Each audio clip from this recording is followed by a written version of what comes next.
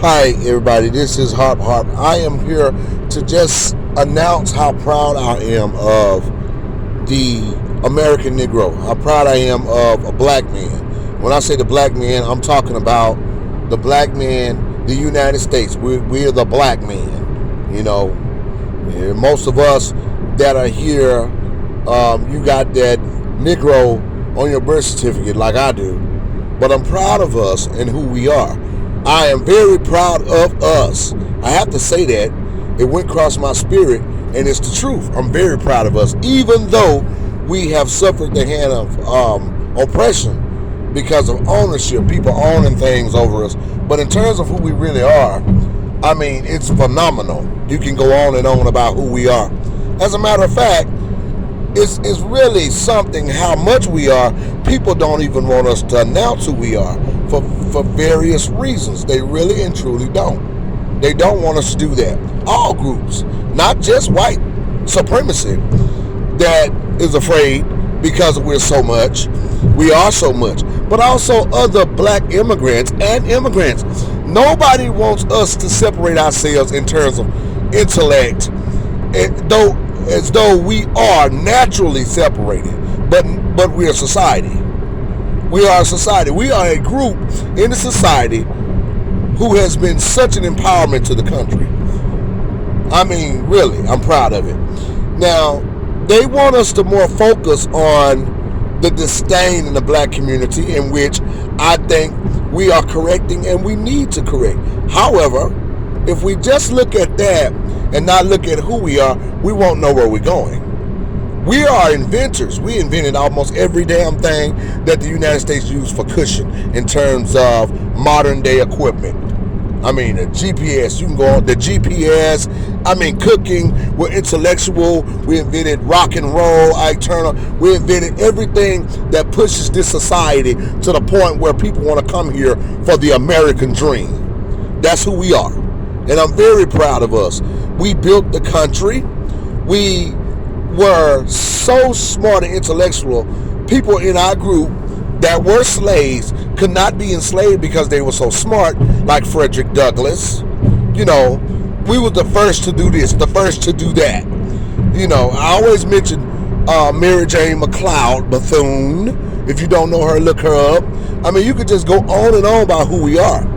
We were so powerful in the United States as a race of people until other world leaders and black empowerment groups leaders had to come here to get the surge of the American Negro. Malcolm X, Marcus Garvey, they all came to the American Negro surge, the American Negro energy, to promote black empowerment. That's who we are. We didn't leave. We didn't flee our country to go anywhere else. They told us we can go places. I mean, they told us we can go places in different regimes of our success. If we didn't like it, we can go to Liberia. We can go to this. One time they said we could have went to Haiti, but we didn't want to go. Why leave where we built? And some of us are indigenous to this land. Not all come from Africa. My grandmother was a Indian, Blackfoot. She was jet black, but she married into So they mixed all that together. The United States was very meticulous what they did in terms of slavery, and it was very peculiar. And the country of the United States, they won the wealth, the world's nation. We were forced in this country, but we didn't leave and fled because of the way we were treated.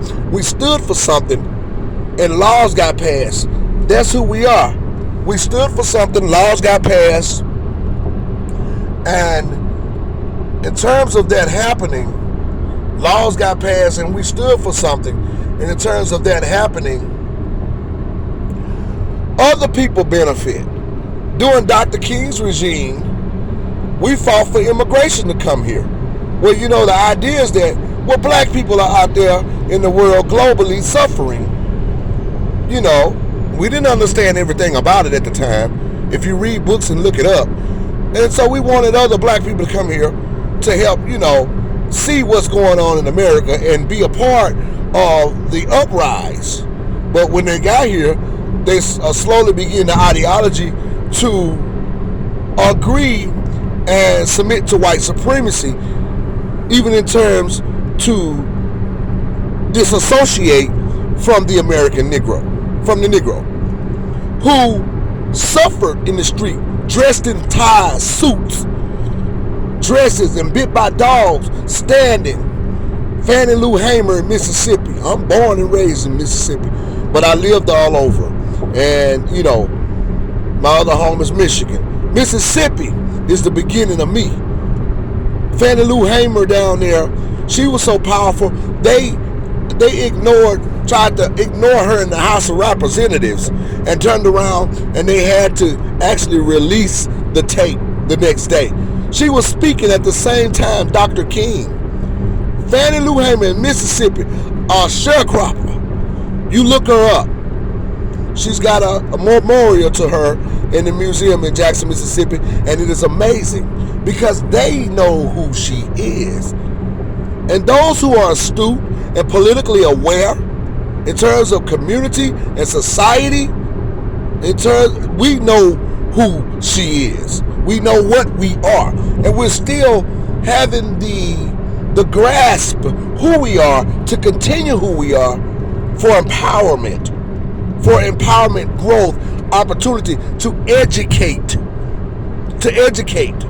Because see, black people also, we have been institutionalized, educated to kind of get away from what it really means to have power. And that's why I'm proud of us, because who we are at the base, we are strength, we are kingship. No other black people in the entire world have done what we done in terms of getting laws changed. Now Haiti rebelled in terms of slavery, but that spirit of rebelling it seems to be lost.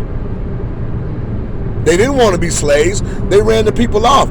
But there's groups over there who run Haiti, which are white people. Same thing for Jamaica. I mean, I was going to talk about this and I heard Jason Black, and I'm backing you up, sir. I'm backing you up. I appreciate that because this is the truth. But I'm proud of us. I mean, I talk to black immigrants all over the country, and they're so happy to say they went to this HBCU, they went to that HBCU, and they have a phenomenon. They have a certain way of speaking, a lot of them, that disassociate themselves from the Negro, from a black man or black people here, and they don't think you see it. What's interesting to me is they don't really know who we are, but they benefit from who we are. And they're shocked that we are who we are. They never knew who we were. They thought we were going to be what they wanted us to be. They thought we are going to be what white supremacy said we are. That's not who we are. White supremacy is a lie. We built this country. We intellectually designed this country. We created all the culture that belongs to this society. And you tell us we don't have culture? One thing about our culture, we will not run from what we are part of. We stand strong. Now, we do have that as a culture. And people tell us, no, your culture is to sell dope, which is that modern day trickery that they used on us, which it did execute. And it destroyed some of us. And they say you want to be a rapper, or you don't talk with decency. Your women don't care. They wear bonnets on their... Yes, the trick, the trade. That is not who we are. That is what you have tried to make us become. That's not who we are. We are disassociating ourselves from the idea of that. And we're educating our people. It is power that has told us that we're beneath who we really are. It's a power source. They use all kinds of media outlets to say, this is the black America. This is the American Negro. He's a gangster. He's a pimp. He likes to fight. He has no real English. He has no language. He has no culture. But when you look it up, you look to see, damn, he invented this, that, the other. Now, how meticulous this is another story. So we got people that we have to disbar. We got people we need to be working on in terms of pulling them out. And that's who associated us. Black empowerment and black policy and politics have been infiltrated. It have been infiltrated by world leaders, United States overseer, and by our own excuse me, by our own people who choose to go with the demonstration of power source. It is all kind of manipulation to us. But it's still 45, 46 to 50 million of us in this country. We're still going strong. And it's important to be us. I'm not going to do anything else but practice self-preservation. That's what I'm supposed to do. How in the hell can I caress and lead anything outside of myself? I would be a damn fool to do that. When my people built the most intellectual society in terms of black people in the global diaspora, where the world benefits, but yet you project us to the hood status in terms of percentage of black people who have bought into your lie, and that we are changing today. We suffered the war on drugs dropped off in the communities because people being afraid of who we are. Yeah, it came 10 years after Martin Luther King and Malcolm X because they didn't want another Martin Luther King and Malcolm X. They knew who we are. We are people of priesthood too. We are kings. We are God's chosen people. Now, as far as immigration coming here, especially you black ones, that are so surprised that we're speaking the way we're speaking, good luck. Good luck, because we see you. We see you.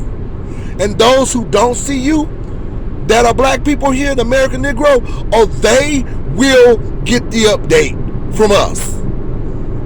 I'm not going to let my children and nobody else go around this country not understanding the reality of what they have to face. Understanding is freedom. I'm not going to let any of these young boys that are black Americans, American Negro, sit there and flirt with you without telling them that boy doesn't like you. He's trying to talk over you. He's trying to project something on you. You are the heir of people who built the country and intellectually designed this place. And you don't know it. And they think you're less than them. They are going to your schools the schools that were born because of your blood sacrifice. And that's the HBCUs. They have leaders inside organizations that was born because of slavery in America. Sheila Lee Jackson, the head of the Congressional Black Caucus. You have no right there. That was born for the descendants of slaves. You are Jamaican. And I don't mind you we love black people. I love black people. Don't get me wrong. We got some out there that'll ride with us. And we love you. We love you. You're like a fragrance to us. Those who understand real empowerment. Because we're all black and you were slaves in your country and you should identify. But you're not doing that. The American Negro is important. He has won in terms of wealth and slavery to provide to a nation, not himself. You guys coming here, getting over on it and projecting us to be something lower or lesser is disrespectful, and you're biting the hand that feeds you. And you don't know who we are spiritually or intellectually. We are here to tell you, we're going to get you told and we're going to get you in line. You need a will alignment in your brain, in your intellect, because we ain't sleep. You come here to somebody else's society where they suffer. We ain't running to yours to go to their colleges and things that were put in place for them because of the scare that we put on white supremacy, and tell us we ain't nothing. and try to talk over us and use white people ideology and language to hope that we don't understand what you're doing and saying in terms of intellect exchanging. You're very offensive, you're very rude, and you're very stupid. Because we lead the narrative. Now let's talk about leading the narrative. This is really what's interesting to me about us. We are leading the narrative. White folks do what we say. They have power though. That's the difference. They own everything. They haven't given us nothing. We didn't benefit from the Homestead Act. We don't have what we're supposed to have in terms of power and capital. So that makes a difference. We can choose. We can't buy politicians. We're going to be able to soon because we have an uprise. But in terms of bringing on the subject and leading the narrative, once we get started, they say what we say because we cool. We consider cool. We lead the narrative. And if we say that immigration is disrespectful, that's what they going to believe because it's true.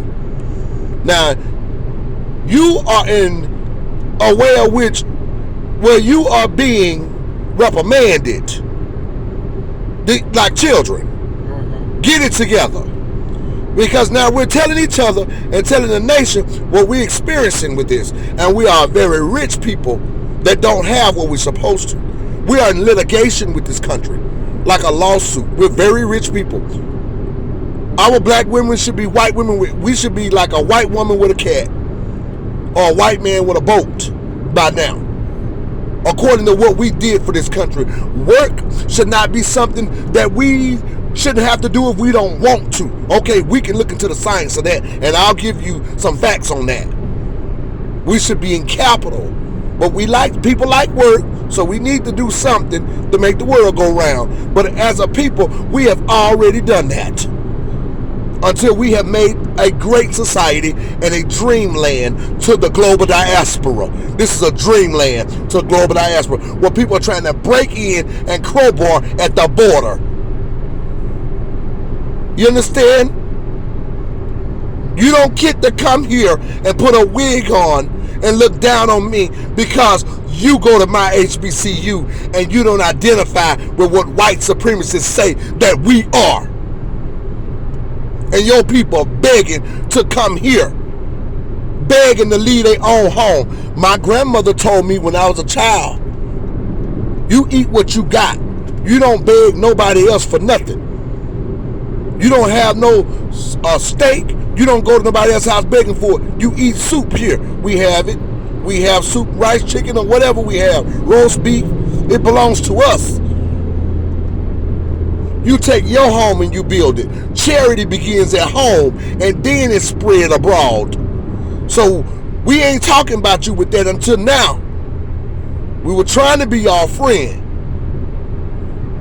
But y'all running out y'all nation begging for a better life and thinking that you gonna do it in peace. You're not doing anything powerful. You're coming to someone else's nation to experience the wealth of somebody else's nation that we have suffered by blood sacrifice, by prisoners of war. You're coming to someone else's litigation. The country owe a debt. And if you're part of the country, then you pay the debt. We're taxpayers. You can pay reparations back. The United States can pay reparations back with black people taxes alone if they want to. That's to keep us from being empowerment. So we won't have any property and no capital. We are already intellectually powerful. So they tried to kill us off by drugs. They tried to kill us off with HIV. We still here. And if it weren't for us, the nation wouldn't be as beautiful as it is. Some of you guys, you rappers and you entertainers coming from other places would not have the culture of pandering to us with our gifts and where we cater to your success. Nicki Minaj, Rihanna, that rapper in Atlanta who was about to be deported, I forgot his name. You all are mimicking black Americans, the American Negro. And if we was doing Ike Turner time, you would be mimicking rock and roll. Whatever we do. Why don't you guys have something that you have built and you have done in your land where people mimic? Don't come here and talk about us and put us down and try to in our home. You in my house. You in my house. You came through my threshold. Just the white man don't tell me nothing. I know who I am. He ain't got to say nothing to me. He owed me too. He owed me his life. The white man is a lawsuit is dependent on the government right now concerning me as prisoner of an heir of United States slavery. Somebody who built the country and suffered it. They have tools, 20 or 30 or 40 different tools that was for my punishment. My people had to wear muzzle over their mouth while they picked fruit. We had to write up stuff in the White House because we were so smart and intellectual. They even used our intellectual side to benefit in this country as far as elegance. That's who we are. Inventors. We created the car, the steam engine, the red light. We built the White House. We took care of sick white folks. Made them feel good. We were their mamas and daddies, but they had us enslaved. They had us in a way of which we had no power. The government said, the United States said, these people should be separate. We built Black Wall Street. They came and they bombed it from the air. We still here. We built Rosewood in Florida. What they came to do? A disaster. You say we want to be with white people. White people, we pulled ourselves up by our bootstrap without our inheritance, which they owe us, the Homestead Act. And they destroyed that because they have military equipment. You have no idea who we are as a people. And you come here with your Pampers on, because you sure ain't wearing no drawers. Like babies. Talking up, using big words, saying you speak different languages, or you're a military brat, or whatever you are, does not qualify up into the Black America and the Negro experience in terms of who we are. We are a powerful group.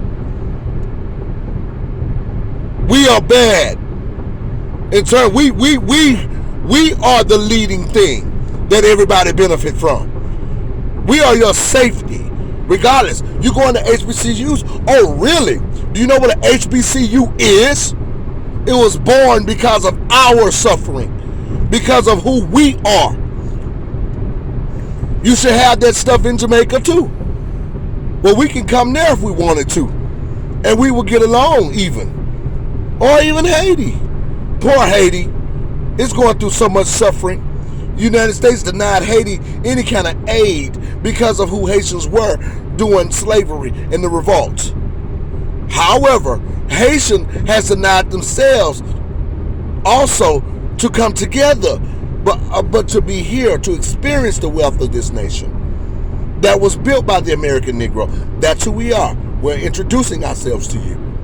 The real us.